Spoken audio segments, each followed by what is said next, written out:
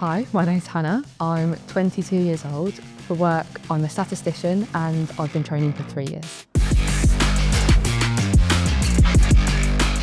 Sport has always been a big part of my life. I danced since I was 6 years old and stopped in 2019. I think my relationship with food and exercise began to worsen. I remember going on a weekend away to London and seeing the photos and just really not feeling right. I just felt like I didn't look like myself anymore. When I first started with Lenny, I was scared to use a barbell. She'll actually confirm that's true. I was terrified to just use a barbell. At my heaviest, I was 75 kilos, and at my lightest, I was 60 kilos.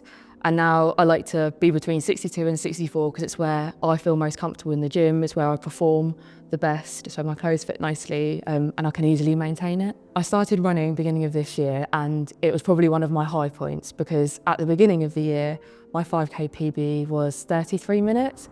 And then in August, I managed to get a sub 25-minute 5K.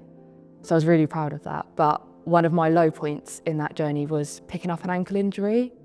So I think doing the physio around that and not pushing it too hard and scaling right back to just running 3Ks again was really hard. I think I found that harder than I thought I was going to.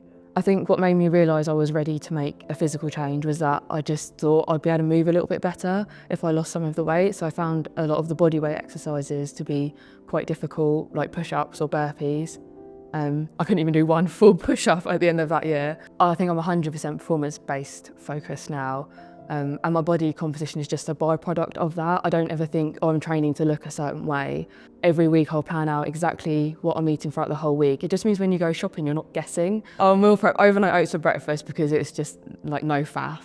And then for lunches, I'll have fajitas and then some sort of like pesto pasta as well for the week. That's my go-tos.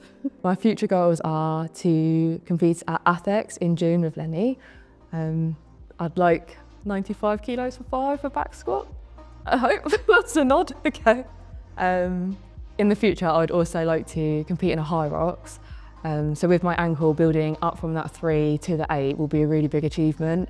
I did always look towards the coaches and think that's unreachable for just someone like me, especially with a full-time job. Just prioritising my sessions and using the facilities that you've got to keep me on track is just how I've got to here where I can compete with Lenny.